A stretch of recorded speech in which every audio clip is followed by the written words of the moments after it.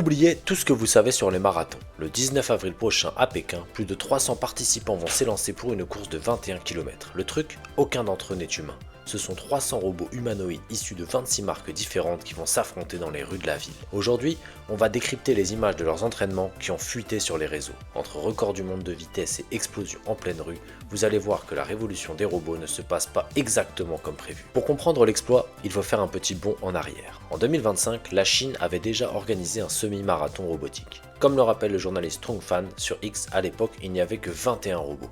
Le gagnant a terminé en 2 heures et 40 minutes, mais il avait besoin d'opérateurs humains et d'un changement de batterie en plein milieu. Mais regardez ce tweet de Mao Ning, la porte-parole du gouvernement chinois. Elle compare les robots maladroits de 2025 à ceux de 2026 qui font du parcours. La vitesse d'évolution de la tech chinoise est juste dingue. On est passé de prototypes qui trébuchent à de vrais athlètes.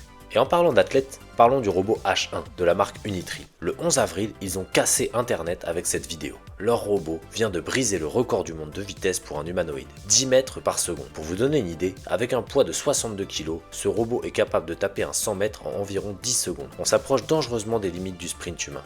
Eren Chen, un expert en IA qui suit l'événement de près, le confirme. Les meilleurs robots actuels ont des performances qui donnent le vertige. Mais attention, tout n'est pas rose au pays des cyborgs. Eren Chen a posté une excellente analyse de ce qui se passe vraiment lors des tests grandeur nature à Pékin. Premier bon point, environ 40% des équipes concourent désormais en autonomie totale, sans télécommande. Mais voilà le problème, un marathon c'est long. Comme le dit Chen, ce qui fonctionne dans une petite démo de 2 minutes en laboratoire finit par casser sur la durée.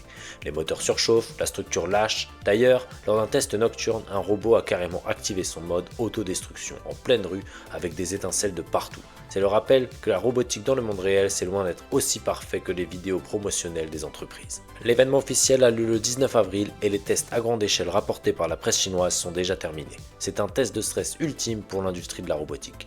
Combien des 300 robots vont vraiment franchir la ligne d'arrivée des 21 km?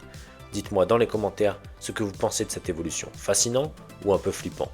N'oubliez pas de liker et de vous abonner pour ne pas rater le débrief de la course quand elle aura eu lieu. A très vite!